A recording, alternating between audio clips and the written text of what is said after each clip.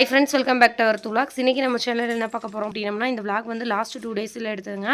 எனக்கு இந்த 2 நாள் எப்படி போயிருக்கு அப்படினு சொல்லி இந்த வீடியோல போய் பார்க்கலாம். நம்ம சேனலுக்கு நீங்க தான் ஃபர்ஸ்ட் டைம் பார்க்கறீங்க அப்படினா மறக்காம வந்து subscribe பண்ணிக்கங்க. கூடவே இருக்க பெல் ஐகானை கிளிக் பண்ணிக்கங்க. இப்போ வாங்க vlog கண்டினியூ பண்ணுவோம். சாப்பிட்டுட்டு போறோம். போறீங்களா? அப்பா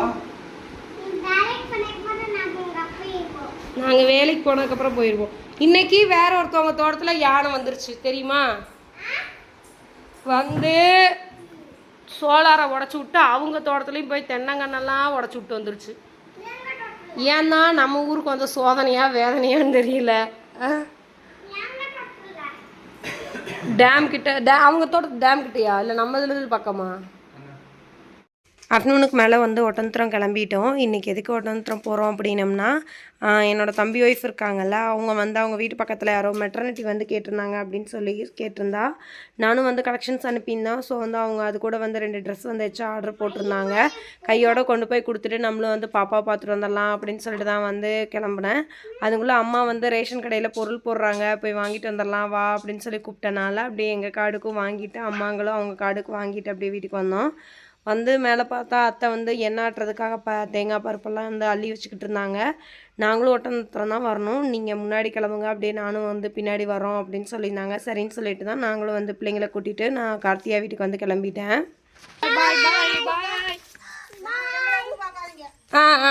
போமையம்மா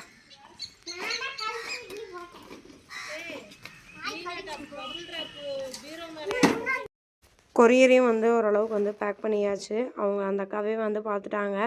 நானும் காலையிலேருந்து கொஞ்சம் வீடியோ வாய்ஸ் கொடுத்துட்டு அம்மா கூட ரேஷன் கடைக்கு போயிட்டு வந்துட்டு பிள்ளைங்களை ஃப்ரெஷ் ஆக்கிட்டு ஒட்டன்த்திரம் வந்து கிளம்பிட்டோம். சரி கொஞ்சம் வந்து பெட்ரோல் கம்மியாக இருந்துச்சு, கையோட பெட்ரோலையும் போட்டு போகலாம் அப்படின்னு சொல்லி தான் பெட்ரோலை போட்டு நேராக வந்து கார்த்தியாங்க வீட்டுக்கே போயிட்டோம்.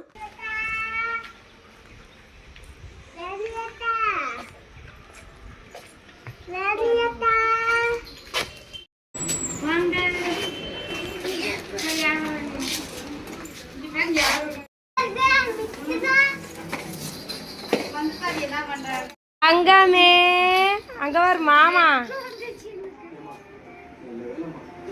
பாப்பா தங்க தங்க குட்டி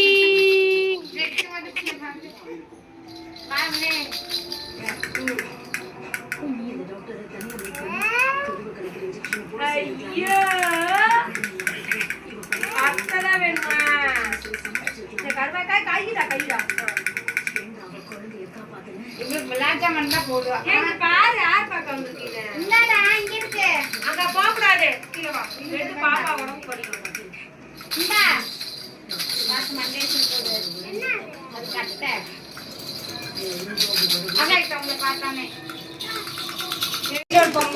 தாங்க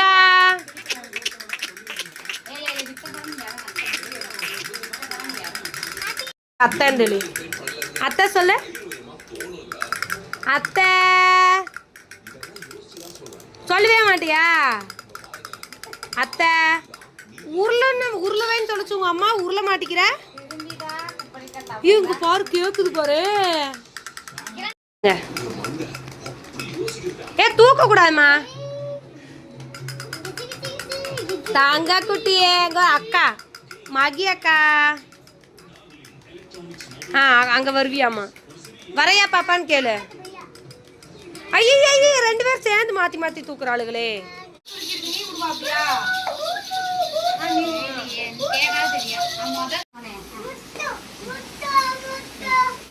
கார்த்திகை வீட்லேயும் போய் குட்டி பாப்பாவை வந்து பார்த்துட்டு கொஞ்சம் நேரம் வந்து அவங்க பாப்பா கூட டைம் ஸ்பெண்ட் பண்ணிவிட்டு அதுக்கப்புறம் அப்படியே கிளம்பி வந்தோங்க. மெடிக்கல் கிட்ட தான் அத்தையவங்களும் வந்து எண்ணெய் ஆட்டிகிட்டு இருந்தாங்க.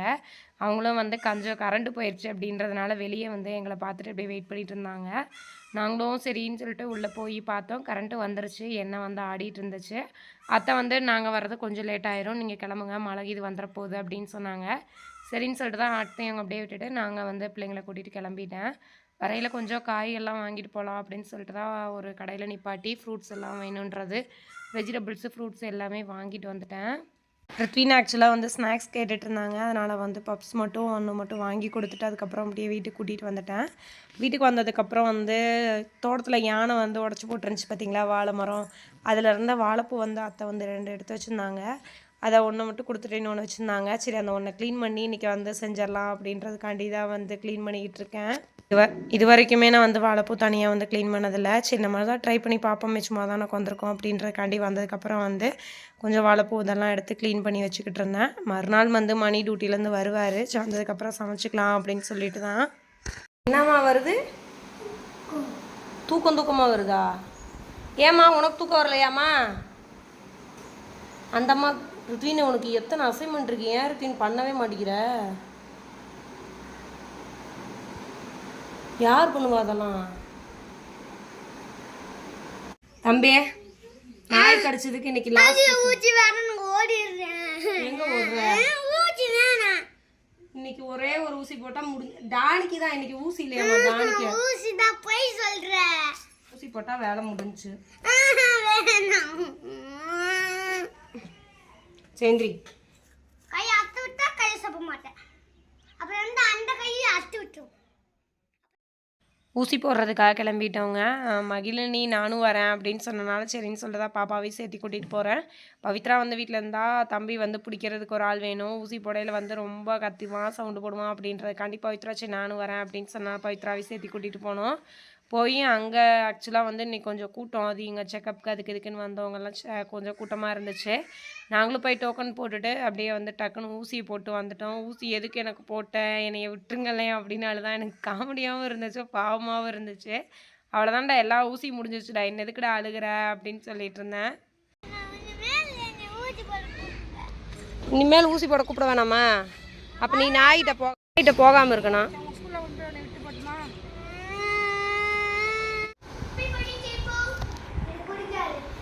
பிடிக்காட்டி அத்தை மாமா வந்து தோட்டத்துக்கு போயிருந்தாங்க. மணி வந்ததுக்கப்புறம் வந்து கூட போயிருந்தாருங்க.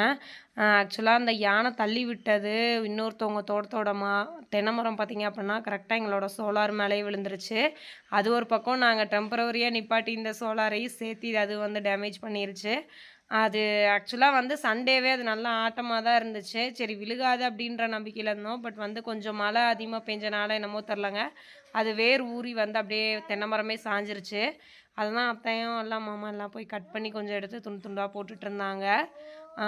பெருசாக ஈவினிங்க்கு மேலே எதுவும் வீடியோஸ் எதுவும் எடுக்க முடியலை. மதியத்துக்கு மேலே கொஞ்சம் வந்து மகிழினி கிட்ஸ் வேலையும் ஒர்க் இருந்துச்சுங்க, அதையும் பார்த்துட்டு அதுக்கப்புறம் வந்து கொஞ்சம் வீடியோ எடுக்க முடியல.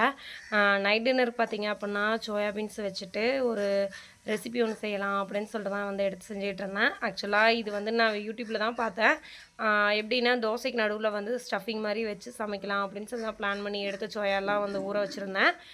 இது வந்து வெங்காயம், தக்காளி, பச்சை மிளகா வந்து பச்சையாக நம்ம அரைச்சி அது கூட வந்து சோயாவையும் வந்து நம்ம அரைச்சி வந்து யூஸ் பண்ணுற மாதிரி இருக்கும்.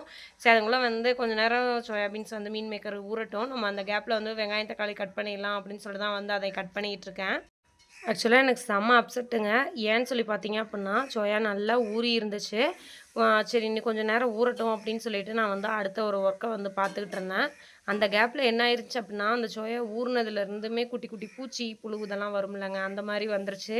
எனக்கு என்ன சொல்கிறதுனே தெரில, என்னடா இப்படி வருது, அப்போ ஒவ்வொரு சோயாலையுமே இப்படி தான் இருக்குமா, நம்ம அதான் தெரியாமல் வந்து சுடுதண்ணியில் வேக வச்சு அப்படியே வந்து யூஸ் பண்ணி சாப்பிட்டுக்கிட்டு இருக்கோமா அப்படின்ற மாதிரி இருந்துச்சு. இல்லை இங்கே லோக்கலில் வாங்கினனால இப்படி இருக்கா என்னன்றதும் சரியாக தெரில. நான் அதுக்கப்புறம் வந்து நான் சாப்பிடவும் இல்லை. அதை ஆக்சுவலாக தூக்கி போட்டுட்டு நம்ம நார்மலாக வந்து முட்டை தோசை ஊற்றிக்கலாம், பிள்ளைங்களுக்கு வேறு சொல்லிட்டோமே அப்படின்றனால வந்து முட்டை தோசை ஊற்றுறதுக்காக ரெடி பண்ணிகிட்டு இருந்தேன். ஒவ்வொரு சோயாலையும் பாருங்கள் அந்த குட்டி குட்டி பூச்சி அது கூட வந்து புழுவெல்லாம் இருந்துச்சு. கண்டிப்பாக நம்ம வாங்கினோம் அப்படின்னா ஒன்ஸ் வந்து ஊற வச்சு ஒரு 5 நிமிஷத்துலேயே தெரிஞ்சிருது அது எப்படி இருக்குது அப்படின்றத உள்ள. இது எதுக்காண்டி நான் ஷேர் பண்ணுறேன் அப்படின்னா கண்டிப்பாக நம்ம லோக்கலில் வாங்குகிறோம் அப்படின்னா அது எந்தளவுக்கு இருக்குன்றது நல்லா தெரியும். இந்த மாதிரி குட்டி குட்டி ஹோல்ஸ் வந்து தண்ணியில் ஊறினதுக்கப்புறம் தான் தெரிஞ்சு அந்த ஹோல்ஸ் இருந்ததே. ஆக்சுவலாக கடையில் வாங்கிட்டு வந்திருக்கையில் ரொம்ப நல்லா இருக்கும் பார்த்தீங்களா சோயா, அந்த மாதிரி இருந்துச்சு. நான் வாங்கிட்டு வரையில் எப்படி இருந்துச்சு அப்படின்றத கூட நான் உங்களுக்கு அப்படியே வீடியோவில் ஷேர் பண்ணியிருக்கேன் பாருங்கள்.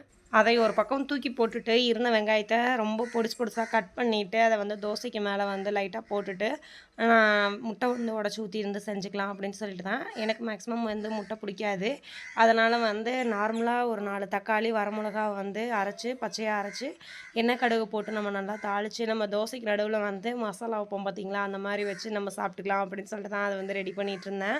மணி பிள்ளைங்க எல்லாத்துக்குமே வந்து இந்த தோசை வந்து ரெடி பண்ணி கொடுத்தா அவங்க எல்லாத்துக்குமே வந்து பிடிச்சிருந்துச்சு. ஓகே ஃப்ரெண்ட்ஸ், இந்த வீடியோ வந்து நான் இதோட எண்ட் பண்ணிக்கிறேன். இந்த வீடியோ வந்து உங்களுக்கு பிடிச்சிருந்துச்சு அப்படின்னா லைக் பண்ணுங்கள், ஷேர் பண்ணுங்கள், கமெண்ட் பண்ணுங்கள். நாளைக்கு வேறு ஒரு இன்ட்ரெஸ்டிங்கான வீடியோவில் பார்க்கலாம். தேங்க்யூ ஃபார் வாட்சிங் திஸ் வீடியோ. பாய்.